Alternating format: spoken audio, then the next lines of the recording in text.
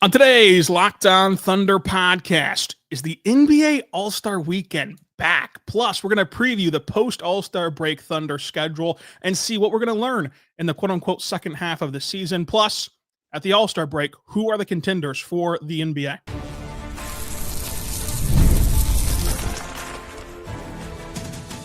You are Locked On Thunder, your daily Oklahoma City Thunder podcast, part of the Locked On Podcast Network. Your team every day. Let's get it going on the Locked On Thunder podcast, on the Locked On Podcast Network, your teams every day. Now, the number one sports podcast network in the world. I'm your host, member and beat writer for ThunderOnSI.com, Rylan Stiles. Follow me on Twitter at Rylan_Stiles. Follow the show on Twitter at LOThunderPod. Email the show, LOThunderPod@gmail.com. On today's show, we're joined by Derek Parker. Derek-Parker on YouTube, covering the NBA draft at DParkOK, ThunderOnSI.com, and the OKC Dream Team, covering the OKC Thunder. We're discussing the NBA All-Star break. Is the NBA All-Star Weekend fixed? What can you expect from the second half of the season for the Thunder? And who are the NBA contenders? Derek, how you doing today? I'm doing good. I need your rundown on All-Star Weekend. I got to catch some of it. I didn't catch all of it, so I'm looking forward to your notes here. Oh, we got plenty of notes from All-Star Weekend. I was locked in. I was feeling myself a little bit, locked into All-Star Weekend in God's country, the Shady 580, Latin America. Rising Stars, Derek, it was good, and it's always delivered. And perhaps this is partly our draft part of our brains, where you and I love covering the draft. Perhaps for me, the fact that they've added the G Leaguers in there, that's elevated the Rising Stars as well. But the Rising Stars, it's just always fun to see them go at it. And so they delivered. And then Saturday night happened. And I think that Saturday night would have gotten a passing grade if they just shuffled the order out there. But the problem was they started with the three-point contest. And the three-point contest was elite. The drama of your guy, Con Knippel, of Damian Lillard, who hasn't played a minute in the NBA, but was lighting it up at the three-point contest, so much so that he won it. Of Devin Booker, who is just tailor-made for a three-point contest, despite what he shoots from the NBA. The three-point contest was electrifying. It was just incredible theater. And that's what they started with on Saturday. And I think that kind of felt like a distant memory by the time we got to the dunk contest, which sucked. Like the dunk contest was the worst it's ever been. The Hayes did a layup line dunk that Brandon Carlson would overcome in the matter of one Thunder pregame. Like, Brandon Carlson is doing 360s and between the legs in pregame. That was a better dunk than Jackson Hayes gave you the entire night. Like, that's how bad the dunk contest was. It was terrible. And either they need to end the dunk contest, or they need to move it to the leadoff hitter. This is no longer your closer. This is no longer like your last event, because the problem was the Shooting Stars contest, which they brought back. That was fine. It was fun even. The old school guys that they had in there, Drewski messing things up for Chet's team. It was a fun little event. You could have started with that, and it was fun, then had a terrible dunk contest, but then ended on such a high note, which was that three-point contest. And I think that in and of itself, just that changing of the order, makes everybody feel differently about Saturday night. But instead, you ended on the dunk contest, which was terrible. The worst it's ever been. But then, Derek, what you got to see was, I think, the best All-Star game we've gotten in many, many a years. I think that the All-Star game with the World versus USA format in the tournament, I think that was electric. Like, how did you take in the All-Star game? Yeah, it was certainly the best we've seen in some time.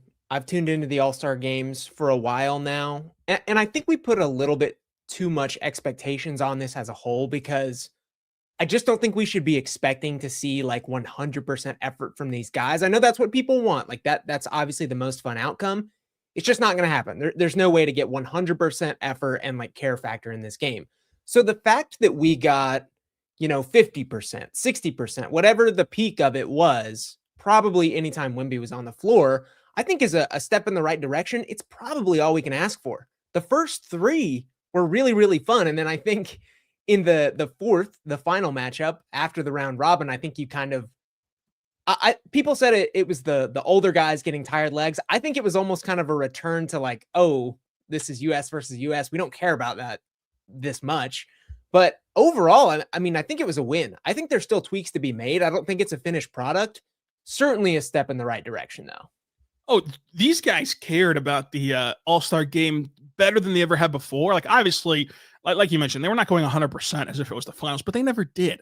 Like, I think that's part of what clouds our memory is the innocent nature of our youth whenever most people are starting to watch the All-Star game. And so, like, you just don't know any better. And then now, once you see how the sausage is made, it's like you go back and watch those All-Stars that we thought were so legendary. Like, the best they ever did was like 70% effort, 80% effort. And I think that you got that on Sunday night. I really do. I think that you got them playing at the level that you wanted the All-Star game to be at. And Adam Silver, who's been very critical of the All-Star game in recent years, even after the game, he said, I appreciate you guys competing, because they did. One game got away from them as a blowout, and it was the third straight game that the old heads had to play. And like that, like you said, you could have withstood a concert or something in between the fourth and fifth game. You could have withstood some longer break, because clearly it was not like the old heads went out there in that title game and just didn't care and were just doing the most ridiculous stuff.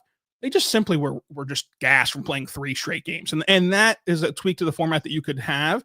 But other than that last game where you just so happen to have a format where one team is playing its third straight game in a row with just one commercial break before the game started, which is not that long. Like, other than that, it was a fantastic All-Star game. And it really did work out in the NBA's favor, I think, to change this format. Now, I don't know if the format will continue. They've been changing it every single year, but I think that you have to give this format another try, because then you think about it and you're like, man, Steph Curry was out, and Curry's game is tailor-made for the All-Star. I mean, it's tailor-made for any format, but like the All-Star game where he's launching from the logo and stuff, it's a lot of fun. Shea and Giannis were out. Like, there were so many guys that were missing that it could have been even better. And it was already a really good product. And to see the world go 0-2 with how much that they set a tone of competitiveness in this one, it was very interesting. And you end up like rooting for a team. Like you latched onto a team. I'm sure a lot of you latched on to Chet's team because he's a Thunder player. And like you were rooting for them. And like they pulled out some late games and you're rooting against other teams. It was a lot of fun though, I think. Yeah, I just don't know how it even really gets better from a competitive standpoint. I mean, there was like a buzzer beater and a come from behind win and defense. When's the last time we saw real defense? Like shots blocked in the All-Star game. Super fun. Again, I didn't watch much Saturday. I took the break seriously. I got my rest, my relaxation, recharging for these exact pods, Rylan. The one thing I will say, and this is not on our outline, so I'm going on a tangent here, there has to be a one-on-one competition. Like it has to exist. The players are calling for it. In terms of like, when you think of like legendary all-stars, you're thinking of like, the Vince Carter dunk contest and all these different things that stand out. The one-on-one competition would be that. You'd think, man, no one could hang with KD back in the day, or Steph is just unguardable, even though he can't stop bigs. Like, however you work it, it has to be a thing. Jaylen Brown is literally, he's like, I want to go up against like Shea and Luka and these guys. It would be so much fun. I think that would be your Saturday headliner, like for sure. If not the 3-point contest, but yeah, dunk contest, it can start the day off. This is where the one-on-one thing, I think it makes perfect sense. I get why people are clamoring for it, but we can't even get these guys to go in the dunk contest. Like, we can't even get these superstars to to even put their name in to perform in the dunk contest. To get them to put their name in to play a one-on-one where somebody has to lose, and thus we know how it works. They're going to get clowned for losing, etc. Like that, I think is a bridge too far. Is a step too far to get them to do it. But if they'd be willing to play in it, it'd be great. And then my mind goes to like, you remember whenever they used to play horse? Well, I don't think that many people do. Besides, if my dad's watching, he remembers, I'm sure. Like, so it's like a vestige of the past. But what about playing a game of 21? Which is a game that everybody grew up playing. Everybody knows the rules to. And it does give you a similar feel to one-on-one at times if you do it properly. I think that would be fun. I think that bringing back horse would be fun. And I think that continuing to explore gimmicks is actually what the All-Star game is like meant for. Like this year, this USA versus World gimmick, it worked. Credit Adam Silver. Dame shooting in the 3-point contest when he has not played in a single minute, but he's to the point now where he can compete, and he wanted to compete and he has to compete. That's a big win for Adam Silver and for the NBA.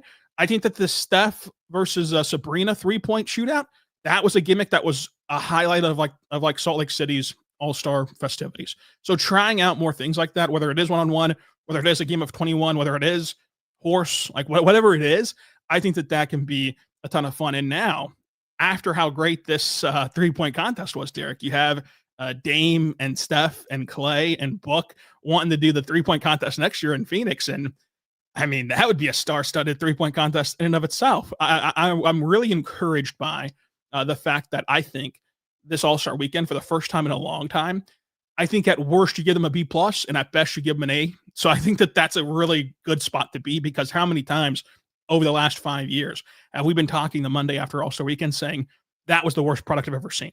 It's been a lot. It's been every single one of them except for this year. Yeah, when you're expecting a D or even an F grade, I think a B+ certainly makes sense. And again, I think we put a few too many expectations on this, given this, like, in totality should be a rest for 95% of the NBA. But again, B+ is really strong. I agree. I think experimentation is kind of the name of the game right now. You can't get too silly, but you also have to continue building off the things that have been popular. To the earlier point about the one-on-one stuff, I don't know that anybody is like avoiding negative social interactions in any way. I think that's just kind of where we're at more in society than just basketball. Like, you're going to get clowned on in one way or another. And I know that stinks for players, but I just think one-on-one would be so fun. I think, to me, there's no shame in losing to, the other best players on the planet. I think each and every NBA superstar has something to offer in terms of the one-on-one competition. So it would just be really fun. 3-point, I'm looking forward to Con Knipple being there for the next 30 years. That's going to be sick. He's going to be 60 years old shooting in that 3-point competition with that buttery stroke. So yeah, again, solid weekend overall. What do you got for me? Buttery stroke. I like buttery stroke. Yeah, fun weekend, I think. Coming up, we're going to discuss Chet Holmgren's NBA All-Star debut and preview the second half of the season for OKC.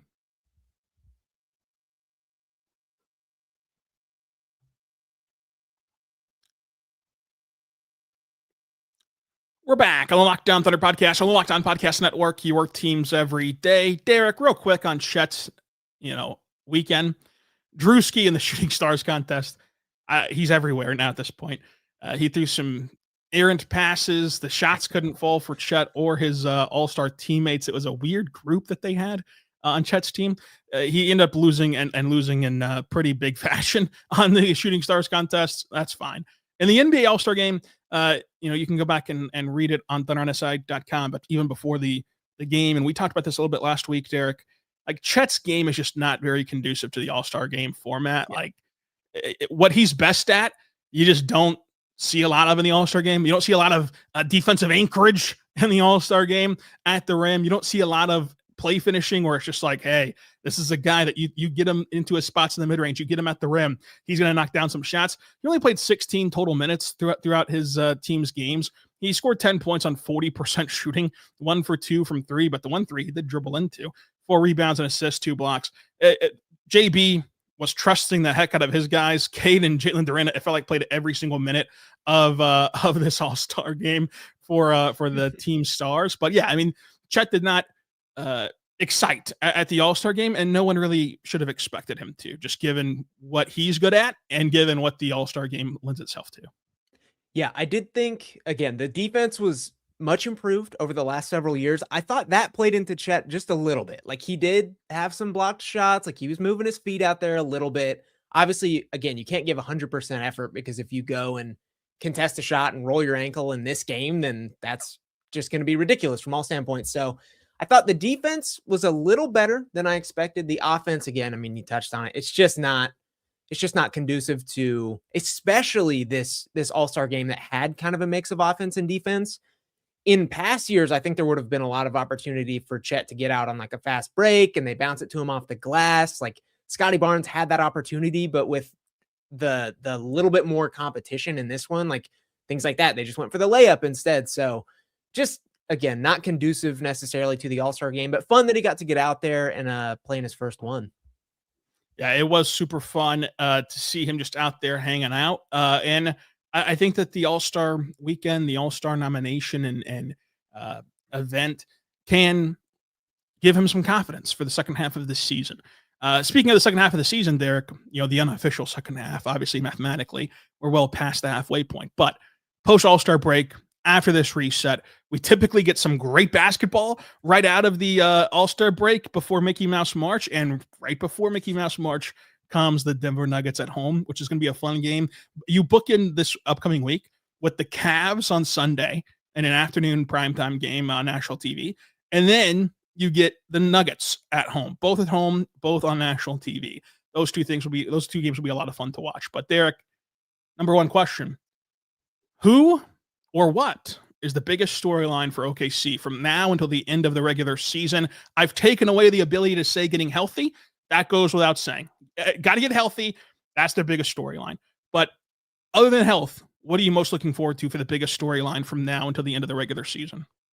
Yeah, it's far and away, can Oklahoma City hang on to the number one seed in the West? I think number one seed overall in the NBA is a fine goal as well, given that's where they're at right now. But number one in the West is just going to be paramount. I think a lot of people were expecting, especially after that 24-1 start naturally for Oklahoma City, to kind of run away with this. It's much more in play right now. I mean, the Spurs are only 3 games back after that 24-1 start. The Thunder obviously have been dropping games here and there, again, due to the injuries.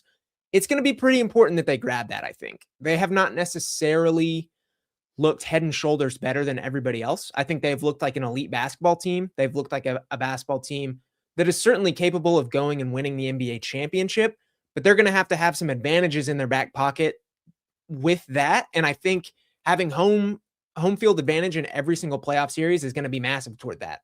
Are they a better team than San Antonio? Probably.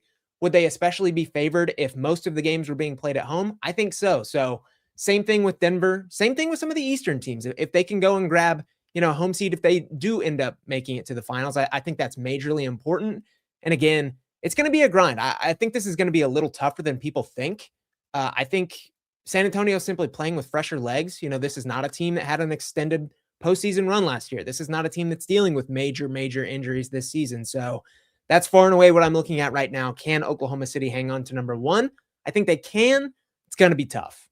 It's going to be tough, and we'll talk a lot more about that in future questions, but I completely agree that that's the biggest storyline to watch for this team at large. I'll zero in on Jared McCain and just what his role will end up looking like for OKC. Presuming health at some point for this team post All-Star break, for example, Shea, J-Dub, and AJ are both set to be reevaluated. Are all three set to be reevaluated after the All-Star break? What does that reevaluation entail? Again, that's not a guaranteed return date for any of these guys. It's truly just a reevaluation. But if they were to return sooner than later, how do you work in Jared McCain, and how does his role change, or how does his role increase or decrease once you're fully healthy? And I think that that's going to be one of the bigger storylines to see. If he is who he's shown to be, like he's shown to be a very positive player for this team when he's on the court. If he is that kind of a guy, what variations of the lineups, what variations of the team construct can you see this team get to moving forward? And that's why the answer to my number two question is, who are you most interested in watching, or who are you watching the most closely for OKC? And I went with Mark. I think that I'm watching Mark the closest because there are so many different avenues for him to go right now. And this team has always been very deep. They've always been, a team that had a lot of optionality, but now more so than ever with just this one trade of you can go, and if you're Mark, you can put very offensive slanted lineups together. You can put the big three of Shea, J-Dub, Chet alongside Isaiah Joe and Jared McCain, alongside an AJ Mitchell and Isaiah Joe, alongside of a Mitchell and McCain. You can just do so many things to get this team to be an offensive juggernaut with a couple all defensive members in J-Dub and Chet alongside a two-way guy in Shea who can kind of get it done on both ends, obviously. Or you can lean into being extremely defensive heavy with like the fact that you can have those three guys next to a Dort and a Kaysen, or a Dort and a Caruso, or a Kaysen and Caruso. There's just so many ways to attack a team. if you're Mark? How do you blend those things together? When do you deploy an all offensive lineup? When do you deploy an all defensive lineup? There's just so much to explore. I think there's going to be a lot of fun to watch Mark the second half. I really like both of those answers. I think the number one thing for me regarding those is the offensive players. Last season, this is a team, and this season too, but this is a team that obviously has prided itself on defense. I think the name of the game in terms of how are we going to go win the NBA championship was defense. I think that's something they relied on. Obviously, Shea being the gravitational offensive piece that makes this all work. I'm kind of side-eyeing how these guys fare down the stretch in terms of will they be playable in the postseason. I'll be Debbie Downer. Jared McCain is going to have an uphill battle to postseason production with this Thunder team, not because he's not good, but because this is a midseason trade. He was already coming off, these different injuries. He was already not in rhythm. So it's going to be really, really tough for him to get to the point where Mark Daigneault can trust him in the postseason. Can he get there? Sure. I think that can happen over the next several months. Can Isaiah Joe continue to prove that he has really taken strides? I think he can. Aaron Wiggins, same thing. He was trusted in last postseason. If he's having a down spell in March and April, then that changes things. So totally agree with that. I think the defense just is what it is at this point, even with kind of the ups and downs. Offense, though, keeping a close eye on it. In terms of that, the person I'm watching is Jalen Williams. I know we've kind of thrown health out the window, but it's impossible to do that right now with Jalen Williams, J-Dub specifically, just given what he's working through with the wrist and now the hamstring. If he's not back to star production, I think it just changes things so drastically for this Thunder team, obviously. And it's kind of, rubber hitting the road time. It's essentially now or never for J-Dub to get back to form in these next couple months. This is the time remaining that he has. So you and I have talked about it before. If he doesn't, it's not an indictment on him. This is a guy that sold out this wrist injury essentially to go and help the Thunder win a championship, to put up 40 points in the finals and really push through that last season. I don't think you can put all the weight and the blame on him for this season, but it obviously does change things for the Thunder. If he can't get back to the level of creation, the level of 3-point shooting, even some of the defensive and more ancillary things. So just, you got to keep an eye on it, unfortunately. Yeah, so I think this is a great loophole that you found here, and taking the health off the table but putting it back on the table because you're 100% right on a lot of different ways. But one way that I want to talk about is the fact that we've seen him come back from the wrist initially, and he just was not the scorer, was not the number 2 guy that he has been in the past. He was a nice table setter. He had that string of games where he continued to have 5+ assists. He was still really good defensively, but he was not comfortable shooting. He was not comfortable handling the basketball. He was not able to get to his spots. We saw him come back from that hamstring issue and took over the fourth quarter and won you a game in LA, and then was dominant for 20 minutes before aggravating that hamstring again in Phoenix, where he had 28 points in 20 minutes and his handle looked clean. He talked about how the wrist felt back to normal, but and talked about how he hasn't felt that great since the April 8th date that he hurt his wrist. And that's from his own mouth. And it looked it. Like the actions and the words matched up with what he was saying, because he was not getting to his spots that effectively until that Phoenix game. So when he comes back, whenever that might be, can he still produce? Can he still be what he looked like against Phoenix? And how much will this hamstring injury linger? Because as we know, hamstrings linger. Hamstrings never truly go away within a season. It's something that you have to deal with the entire time, no matter when you come back from them. You can look across the aisle at Denver, right? Like the Aaron Gordon stuff has been real for them.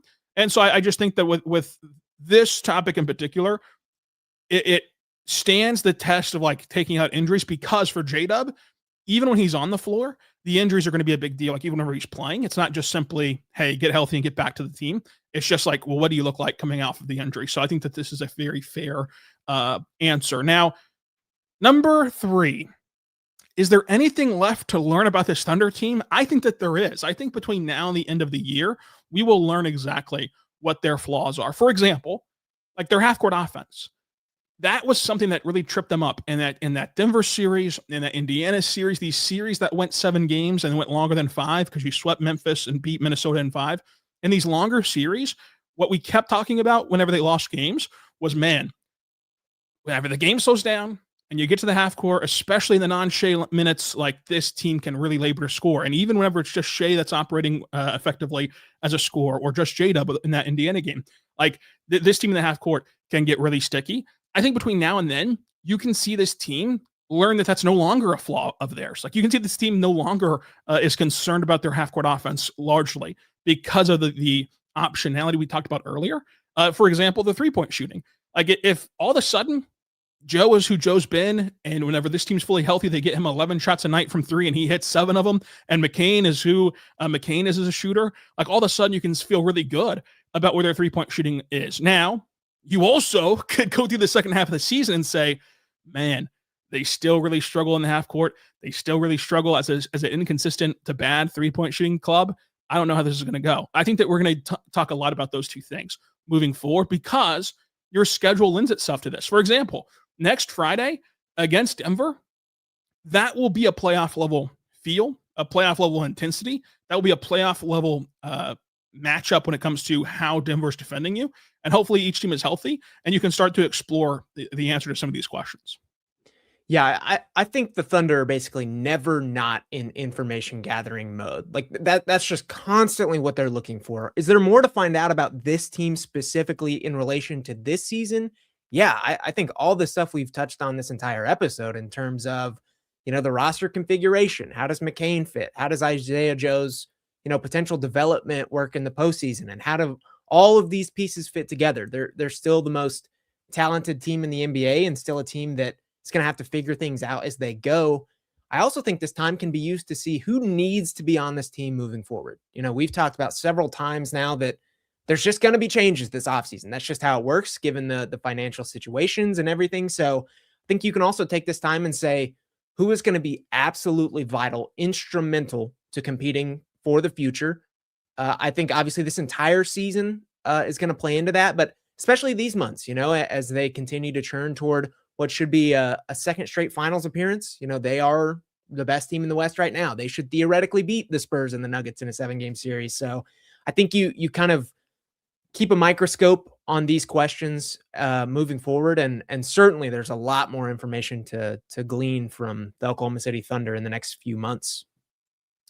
And then number 4 question, where will OKC finish in the standings? I have the Thunder clinging on to the number 1 seed in the West and in the NBA and finding a way to do both. But I think that I feel way more confident in the 1 seed in the West. Where are you at, Derek? I also have number 1 seed in the West. I do have them second overall to the Detroit Pistons right now. And that's not necessarily because I think the Pistons are the best team in the NBA or have a better roster. I just think they have an easier schedule. They're playing in the East right now. The Thunder have the second hardest remaining schedule in basketball. And again, I don't think the All-Star break is just going to fix all their injury problems. Like is the break fine? Is it great? Is it going to help? Yes. Is it going to absolutely solve this problem overnight? I don't think so. So I think they're still going to drop games, down the stretch, and that'll be okay as long as they prioritize the postseason. Detroit has been relatively healthy. They have the 7th hardest remaining strength of schedule, and that, of course, includes all teams. But again, when you're vastly playing more East teams than West, I think it changes things. I think they've got fresher legs. I'm going Detroit to get the top seed, and I don't know that will even affect the Thunder because in that scenario, the only way it does is if Detroit actually does make it to the finals, which I think is a long shot given their experience. So I have Thunder 1 in the West, Detroit number 1 overall. Yeah, I mean, obviously you prefer to have home court advantage throughout, but if the stars aligned where both the Thunder and the Pistons made the finals and you had to go to Detroit for game 1 and then had to go to get Detroit for a potential game 7, you sign on the dotted line right now and you say, you know what, you made it back to the finals. You trust at that point, you would for sure trust this core of like, for them to get to the finals, they'd have to be healthy. They'd have to have these guys like J-Dub playing well off of injury. You would love to match up with Detroit and just see how things play out in the NBA finals. You would never abandon a trip to the finals. So yeah, I mean, if it is Detroit, it doesn't truly matter. I think that they're going to find a way to cling to both. And then that leads us to Derek predicting the quote unquote second half of the season. And we love to do this exercise on Locked On Thunder. The best, worst, and most likely case scenario for OKC. My best case scenario for OKC is that this team gets totally healthy, and because they're totally healthy, they only lose 4, 5, 6 more times the entire season, and then that nets them the 1 seed in the West, the 1 seed in the NBA. They're fully healthy for the playoffs, and then they're the best team in basketball for the postseason. So like that's the best case scenario for me for this team. Where is your best case scenario? I'm right there with you. I think that involves obviously making it to and winning the finals, given the level of this roster. And again, just to recontextualize all of this, the best thing for the Thunder is not to add pieces or have any monumental shifts. It's just get healthy, which I think is a great spot to be in. Obviously, you don't want to be dealing with injuries, but there's a lot worse things than simply getting healthy and still having the best roster in basketball. So yeah, again, right there with you. I think if they can do that, then they are the best team in the league. My worst case scenario for OKC is that they just never get healthy. This is a season where it's so great on paper. You start 24-1. This team is immensely talented, but man, they just couldn't put it together when it comes to their health. They dropped to the number 2 seed in the West, number 3 seed in the NBA, and then the playoffs become an uphill battle, and they don't repeat as champions, which none of the past 6 champions have. And then this would continue the realm of parity that we found ourselves in the NBA. Yep. Again, I mean, it's hard to argue anything different in terms of worst case scenario. I think when you do look at this parity era, like this is probably more often than not the thing that's biting these other teams is the fact that it's an extended playoff run, and even more so for the Thunder. They played 2 7-game series. They have probably played more playoff games in that one run than the other championship winners did. So there's a lot of merit to it. It's a long season. They had a shortened off season. This is the worst case scenario. It's just a season where Dub simply can't get healthy. And Isaiah Hartenstein has missed periods. And now Shea is missing this period. And all these things just kind of float around you until inevitably it's a disappointment in the postseason. And I think that is the worst case scenario. Yeah. And then the most likely case scenario, as we say on this show, the truth is often in the middle, which is a famous saying from Lawton. Don't know if you've ever heard it before elsewhere, but just so you know, it's a Lawtonism. So I'm glad to share the propaganda from a Lawtonian here. Most likely case scenario, they get somewhat healthy, but they don't ever truly have all of their guys. It's one guy here, one guy there, then this guy's out and that guy's back. And they do just barely enough to get the 1 seed in the West in a dogfight, and they lose out the top record in the NBA, and then they get at least to the Western Conference Finals, and you see who is healthy at that point, but it's no guarantee that they get past the Western Conference. That's kind of where my most likely case scenario is. It's a dogfight the rest of the way, and you probably don't repeat as champions just given what history says, but you're still in that mix. Yeah, again, I agree. I think most likely is somewhere in between best and worst, obviously. I don't think it's going to be either of those extremes. I don't think they're going to get 100% healthy. I don't think they're going to be missing, all of the major players and pieces necessary to go and compete in the postseason. I do think, to your point, they're going to have to be really, really sharp to achieve the things they want to achieve post All-Star break. And I think that's possible. Again, they have an MVP candidate. They have multiple, when healthy, all-star caliber guys. They have the best defense in the league. They've got some up-and-coming offensive players in AJ and McCain and Isaiah Joe's taking strides. So it's possible. I think ultimately the most likely scenario is that they grind out. They do get the 1 seed in the West by, like you said, a slim margin, and then they go and compete in the playoffs, which is all you can ask for at this point in the season. Now, whenever we move forward, I wanted to re-rank the contenders real quickly, and I gave you the option. You got to rank at least 5 Western Conference contenders, but you can do it straight 1 through 5. You can do it in whatever kind of tier format you wanted to.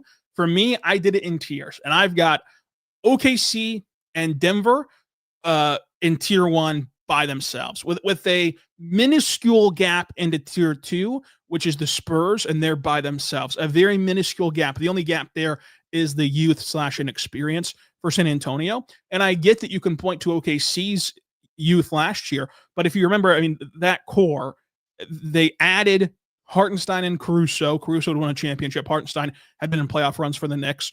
And then the rest of that team had been there and lost in game 6 in the second round to Dallas, who eventually won the West. It's like that was still with a 0-point differential in that series. Like that was their learning curve. And credit to OKC for needing just one learning curve.